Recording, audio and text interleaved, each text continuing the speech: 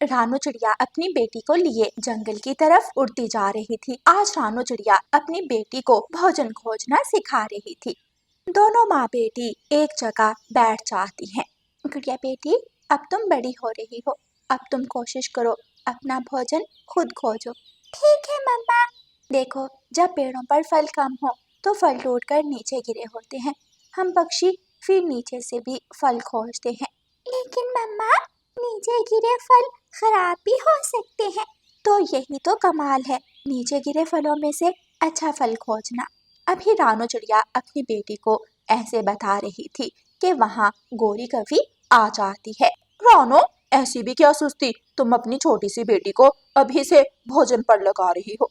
गोरी बहन, मैं अपनी बेटी को भोजन खोजना सिखा रही हूँ। जिंदगी का क्या भरोसा कब खत्म हो जाए, हमारे बच्चे भूखे तो नहीं मरेंगे। मेरा जग्गू तो बहुत लाडला है, वो पानी भी मुझसे मांग कर पीता है। गोरी बहन, आपकी मर्जी। रानू चिड़िया गुड़िया को लिए वापस चली जाती है। घर जाकर गुड़िया मम्मा चिड़िया से पूछती है, मम्मा, गौरी आंटी ऐसे बातें क्यों कर रही थी? बेटी गुड़िया, आप अपने दिल में ऐसी कोई बात मत लाना। ये ना समझना कि मैं आपको अभी भोजन खोजने भेजूंगी, लेकिन मैं चाहती हूँ आपको जिंदगी में अगर कभी ज़रूरत पड़े तो आप किसी के सामने अपने पंख ना फैलाओ। मम्मा, आप बेफिक्र रहें, मैं ऐसा कभी नहीं करूँगी। गोरी कवि अपने घर जाकर कालू कव्वे से कहती है, कालू, वो रानू है ना, वो अभी से अपनी बेटी को भोजन खोजना सिखा रही है। अरे, अभी तो वो कुछ ही महीनों की है। तो अच्छा है ना, अभी से सीखेगी तो बड़ी होकर एक्सपर्ट होगी ना। ना बाबा ना, मैं तो अभी से अपने जग्गू बेटे को कभी ना भोजन खोजने पर लगाऊं। अरे, हमने अपने बेटे को इतने नाजों से पाला है, लो भला ऐसी भी क्या बात कि हम अपने बेटे को भोजन तक ना दे सके। अरे, पैदा ही क्यों करते हैं पक्षी बच्चों को जब इतनी सी उम्र में बोझ डालना है। गोरी ऐसे ही बोलती रहती है। फिर गोरी कवि जंगल में ये बात फैला देती है। मिठू तोता उड़ता हुआ रानू चिड़िया के घर जाता है। रानू चिड़िया, गोरी कवि जंगल में बातें कर रही है कि रानू अपनी बेटी को अभी से भोजन खोजना सिखाकर जान छुड़वा रही है। मिठू भाई, जिसे जो सोचना है सोचे, मैंने सिर्फ ये देखना है कि मेरी बेटी की भलाई किस में है। एक दिन बुलबुल, मिठू तोता और रानू चिड़िया एक पेड़ पर बैठे मीठे फल खा रहे थे कि वहाँ गोरी कवि आ जाती है। पक्षियों, खा लो और अपने बच्चों के लिए भी ले जाना, या तुम सब ने भी छोटी उम्र में ही भोजन खोजना सिखा दिया है। गोरी, तुम अपनी जिंदगी में देखो, तुम्हें दूसरे पक्षियों की इतनी फिक्र क्यों है? इसी तरह दिन गुजरते रहते हैं। एक दिन गोरी कवि बहुत बीमार हो जाती है। कालू, मुझे बहुत भूख लगी है, प्लीज कुछ खाने को ला दो। कालू कौवा गोरी कवि के लिए मीठा फल खोज लाता है। जग्गू कौवा वो मीठा फल जल्दी से खा लेता है। अरे निकम्मे, तुम्हारा दिल कर रहा था तो तुम खुद जाओ, पता है बाहर मीठे फलों की कितनी कमी है। पापा, मैं कभी भोजन खोजने नहीं गया, मुझे क्या पता बाहर से भोजन कैसे लाते हैं। लो, सुन लो अपने लाडले की बातें। अरे, ये हमारे बुढ़ापे में क्या ला कर देगा। जग्गू बेटा, मैं बीमार हूँ, मैं सिर्फ मीठा फल खा सकती हूँ। तुम तो ठीक हो, तुम दाना खा सकते थे। नहीं, मैं तो मीठा फल ही खाऊंगा। गोरी चुप हो जाती है। कुछ दिनों में गोरी कवि बीमारी से ठीक हो जाती है, लेकिन गोरी के दिमाग में ये बात बैठ जाती है कि जग्गू कौवा बड़ा होने के बाद भी भोजन के लिए नहीं जाएगा। एक दिन जंगल में शदीद तूफान आता है। जंगल वासियों के घर टूट जाते हैं। तूफान के साथ बारिश भी थी। बारिश से सारे पेड़ों के फल गिर जाते हैं। सब पक्षी एक पेड़ पर बैठे थे। इतने में गुड़िया एक मीठा फल ले आती है। मम्मा, ये ले मीठा फल। जग्गू बेटे, जाओ तुम भी मेरे लिए मीठा फल लाओ। जग्गू, जिसने कभी भोजन नहीं खोजा था, जाता है। उसे पेड़ पर फल नहीं मिलता। ये मम्मा बिना पता नहीं खुद फल क्यों नहीं लाती, मुझे भेज दिया है, पेड़ पर तो कोई फल नहीं बचा। जग्गू कौवा खाली पंख वापस आ जाता है। मम्मा, सारे पेड़ खाली हैं। अच्छा, मैं लाती हूँ। गौरी, देख लिया तुमने, अगर आज रानू ने अपनी बेटी को भोजन खोजना सिखाया है तो देखो वो अब कितनी एक्सपर्ट है। गौरी कोई जवाब नहीं देती और वहां से चली जाती है। पक्षी नए घर बनाने के लिए लकड़ी खोजने जाते हैं। बेटी गुड़िया, हमें आने में शाम हो जाएगी, तुम अपना ख्याल रखना। ठीक है मम्मा। सब पक्षी अपने बच्चों को छोड़कर चले जाते हैं। थोड़ी देर बाद जग्गू को भूख लगती है। मम्मा मेरे लिए फल नहीं दे कर गई। गुड़िया गुड़िया, तुम तो भोजन खोज लेती हो, तुम मुझे भोजन ला दो। जग्गू भाई, चलो तुम भी मेरे साथ चलो। जग्गू कौवा मुश्किल से गुड़िया के साथ चला जाता है। गुड़िया देखकर मीठा फल खोजती है, जबकि जग्गू को अच्छे अच्छे और खराब फलों का कोई अंदाजा नहीं था। एक कीड़े वाला फल जग्गू कौवा खा लेता है। फिर दोनों वापस पेड़ की डाल पर आ जाते हैं। अभी थोड़ी ही देर गुजरी थी कि जग्गू कौवा रोने लगता है। हाय मेरा पेट, मेरे पेट में बहुत दर्द हो रहा है। तभी सभी पक्षी वापस आ जाते हैं। क्या हुआ मेरे बच्चे को? जग्गू, जग्गू बेटा क्या हुआ? गौरी आंटी, जग्गू के पेट में दर्द है। गौरी कभी जल्दी से जग्गू को लिए बुलबुल डॉक्टर के पास जाती है। बुलबुल डॉक्टर जग्गू का मुआयना करती है। गौरी बहन, जग्गू ने जहरीला फल खाया है, तभी इसके पेट में अचानक दर्द उठा है। मम्मा, मुझे बहुत भूख लगी थी, आपने मुझे भोजन खोजना नहीं सिखाया था। मुझे जो फल मिला मैंने खा लिया। गौरी कभी जग्गू को लिए वापस पेड़ पर आ जाती है। गौरी बहन, क्या बताया डॉक्टर ने? फिर गौरी सारी बात रानो चिड़िया को बताती है। गौरी, देख लो फिर, अब अपनी गलती का एहसास तुम्हें हो गया होगा। हाँ मिठू, तुम ठीक कहते हो, मैंने समय रहते जग्गू को भोजन खोजना नहीं सिखाया।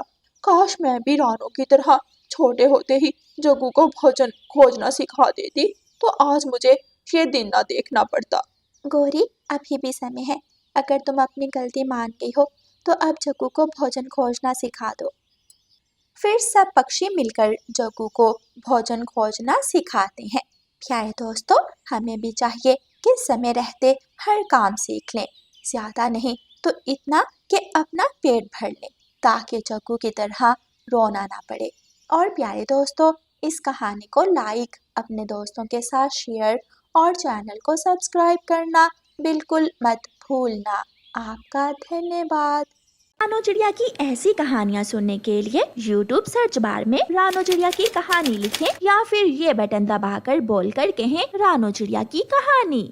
सागर वाले जंगल में एक गरीब रानो चिड़िया रहती थी। उसके 2 बच्चे थे, बेटी का नाम गुड़िया और बेटा कुकू था। रानो चिड़िया ने अपने दोनों बच्चों को बहुत अच्छे संस्कार दिए थे। रानो चिड़िया जंगल में दाना लेने जाती है, लेकिन बहुत खोजने के बाद भी कोई दाना नहीं मिलता। रानो चिड़िया थक हार कर एक पेड़ की डाल पर बैठ जाती है। ये समय से पहले गर्मी ने सारा जंगल उजाड़ दिया है। खोज करने पर भी कोई दाना नहीं मिल रहा। इतने में वहाँ मिठू तोता आ जाता है। रानो चिड़िया, एक तो गर्मी और फिर भोजन की कमी, आखिर हम जंगलवासी जाएं तो कहाँ जाएं? मिठू भाई, प्रार्थना करो कोई चमत्कार हो जाए और जंगल दानों से भर जाए। दूसरी तरफ कालू कौवा और गोरी कौवी बहुत ज्यादा लालची और बदमाश कौवे थे। वो भोजन खोजने की बजाय हमेशा छीन कर खाते थे। कालू, अब तक हमने सब पक्षियों से भोजन ले लिया, एक सिर्फ रानो चिड़िया रहती है, किसी दिन उसका भोजन भी छीनेंगे। हाँ, लेकिन वो रानो चिड़िया बहुत चालाक है, वो हाथ नहीं आती। कब तक बचेगी, देख लेंगे उसे भी। दोनों कौवे इसी तरह रानो चिड़िया का भोजन छीनने का प्लान बनाते हैं।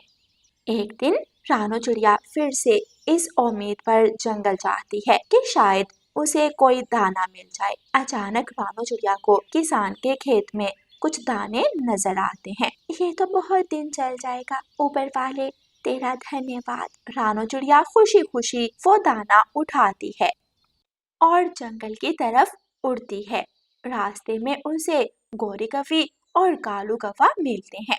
बड़ी बात है रानो, हम पक्षी भूख से मर रहे हैं और तुम इतने दाने लिए फिर रही हो। हाँ गौरी बहन, मेरे बच्चे 2 दिन से भूखे हैं। आज किसान के खेत से ये गेहूं के दाने मिले हैं। हाँ तो ये हमें दे दो और तुम और ले आओ। नहीं कालू भाई, ये दाने मैंने बहुत मेहनत से खोजे हैं, आप दोनों भी खोज लो। हमें तो यही दाना चाहिए। और क्या, हम कहाँ मारे मारे फिरेंगे। लाओ, हमें यही दाना दो। गोरी और कालू रानू चिड़िया का दाना छीन लेते हैं। रानू चिड़िया रोने लगती है। कालू भाई, गोरी बहन, ये जुल्म मत करें प्लीज, मेरे बच्चे भूखे हैं। जाओ जाओ, जाकर खोज करो, चलो कालू। फिर कालू और गोरी वो दाना लेकर चले जाते हैं और रानू चिड़िया खाली पंख रह जाती है। ये दुष्ट कौवे मेहनत से जी चुराते हैं, हमेशा दूसरों का दाना छीन लेते हैं। इतने में एक पेड़ से आवाज आती है। हमने सब देखा, रोज देखते हैं। रानू चिड़िया, तुम रोना बंद करो। फिर क्या करूं? मेरे बच्चे मेरा इंतजार कर रहे हैं। ये दाना ले जाओ। पेड़ पर एक बहुत बड़ा दाना लगता है। लेकिन इस दाने से लालच मत करना और इसे खाना भी मत, तुम्हें बहुत भोजन मिलेगा। ठीक है पेड़ जी। फिर रानू चिड़िया वो दाना उठाकर चली जाती है। रानू चिड़िया के पास इतना बड़ा दाना देखकर कुकू और गुड़िया बहुत खुश होते हैं। वाह मम्मा, इतना बड़ा दाना! मम्मा, हम पेट भर कर खाएंगे। मेरे बच्चों, मुझे पता है कि तुम दोनों 2 दिन से भूखे हो, लेकिन ये दाना खाने के लिए नहीं है। लेकिन मम्मा, फिर ये दाना किस काम का? पेड़ ने कहा है ये दाना हमें बहुत भोजन देगा, बस सब्र से काम लो। ठीक है मम्मा, हम सुबह तक नहीं खाएंगे। लेकिन अगर इस दाने ने कोई चमत्कार ना दिखाया तो सुबह हम ये दाना खा लेंगे। ठीक है। फिर रानू चिड़िया अपने बच्चों के साथ सोने चली जाती है। सुबह हो जाती है। रानू चिड़िया की आंख पक्षियों की आवाजों से खुलती है। ऊपर वाले, सब ठीक हो। रानू चिड़िया जल्दी से घर से बाहर निकलती है तो एक बुलबुल जल्दी जल्दी उड़ती जा रही थी। बुलबुल, रुको, ये सब पक्षी इतना शोर क्यों कर रहे हैं और तुम इतनी जल्दी में कहाँ जा रही हो? पक्षी बहुत दिनों से भूखे हैं। यहाँ तुम्हारे घर के पास ही एक बहुत बड़ा दाने का ढेर लगा है। दाने का ढेर? लेकिन वो कहाँ से आया? ऊपर वाला जानता है। मैं तो चली।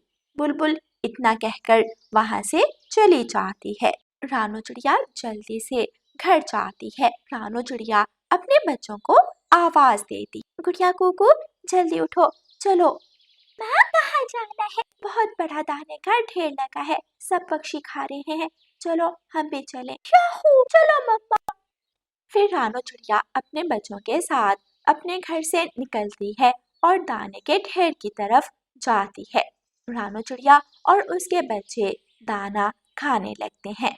सब पक्षी अपनी अपनी जरूरत के अनुसार दाना खा रहे थे और साथ भी ले जा रहे थे। अरे, अगर सब साथ ले जाने लगे तो जंगल में सबको दाना नहीं मिलेगा। रानू चिड़िया, आज तो किसी ने ढेर लगा दिया, अगर कल दाना ना मिला तो। रानू चिड़िया चुप हो जाती है। रानू चिड़िया अपने दोनों बच्चों के साथ वापस घर आ जाती है। मम्मा, आप ही दाना ले आते। नहीं गुड़िया, ये सब उस बड़े दाने की चमत्कार है। ये दाना कल फिर भोजन देगा। मम्मा, ये तो उस जगह ढेर है और कुछ ही पक्षी दाना खा पाएंगे। जंगल के दूसरे हिस्से में पक्षी भूखे रह जाएंगे। हाँ, तुमने ठीक कहा। मुझे लगता है जहाँ ये दाना होगा वहाँ ही दानों का ढेर लगेगा। कुकू और गुड़िया, तुम दोनों घर ही रहना, मैं जंगल के दूसरे हिस्से में दाना लेकर जा रही हूँ।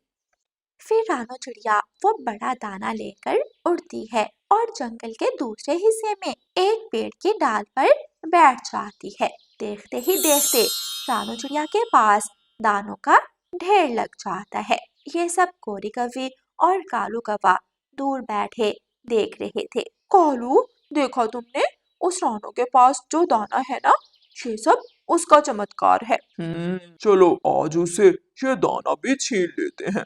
गोरी कौवी और कालू कौवा रानू चिड़िया के पास जाते हैं। अरे ओ रानू, जरा ये दाना तो दो। गोरी बहन, ये दाना कोई आम दाना नहीं है। अच्छा अच्छा, सब पता है हमें, लाओ दो। गोरी कौवी रानू चिड़िया से वो दाना ले लेती है। कालू और गोरी खुशी खुशी अपने घर आ जाते हैं। कालू, वो रानू तो है ही बेवकूफ। ए दाने, तुम हमें ढेर सारा सोना चांदी दो ताकि हम अमीर हो जाएं। गोरी, दाना ही मांग लो, फिर हम पक्षियों को दाना बेचकर अमीर हो जाएंगे। अब तो हमारे मजे ही मजे हैं। दोनों गवे खुशी से सपने देखते हुए सो जाते हैं। अगली सुबह जैसे ही गोरी जागती है तो देखती है कि उनके घर में हर तरफ कांटे ही कांटे हैं। कालू, ये क्या हुआ? कालू जल्दी से उठकर बैठ जाता है। गोरी, इतने कांटे, ये कांटे कहाँ से आए? कालू, हमारा सोना चांदी, हमारा दाना कुछ भी तो नहीं है। इतने में उनका घर टूटने लगता है। गोरी भाग, भाग गोरी, जल्दी बाहर निकल। दोनों गवे अभी बाहर निकलने ही लगते हैं कि उनका घर टूट जाता है और इतने बड़े कांटे वो सब कालू और गोरी पर गिर जाते हैं। हाय, मेरा पंख! हाय, ये कांटा, ये कांटा कहाँ लग रहा है? इतने में रानो चिड़िया उनके पास आती है। देखा तुम दोनों ने, अपने लालच का अंजाम अब भुगतो। रानो प्लीज, हमें यहाँ से निकालो। हम मर जाएंगे, ये कांटे हमें मार देंगे। रानो चिड़िया को कौवों पर दया आ जाती है। फिर रानो चिड़िया दोनों कौवों को बहुत मुश्किल से कांटों के नीचे से निकालती है। कालू कौवा रानो चिड़िया को वो दाना वापस करता है। हमें माफ कर दो रानो चिड़िया, ये दाना सिर्फ तुम्हारे लिए है। सिर्फ तुम ही जंगल वासियों की मदद कर सकती हो। रानो चिड़िया वो दाना लेकर वहां से चली जाती है। फिर कालू और गोरी भी किसी भी पक्षी से दाना छीनने पर तौबा करते हैं। और सुना है सागर वाले जंगल में उसके बाद कभी भोजन की कमी नहीं हुई। सब पक्षी बिना मेहनत के दाने के ढेरों से दाना खाते और खुश रहते हैं। तो प्यारे दोस्तों, असल खुशी बांटने से मिलती है। अगर नहीं यकीन तो आजमा कर देख लें। और प्यारे दोस्तों, इस कहानी को लाइक, अपने दोस्तों के साथ शेयर और चैनल को सब्सक्राइब करना बिल्कुल मत भूलना। आपका धन्यवाद।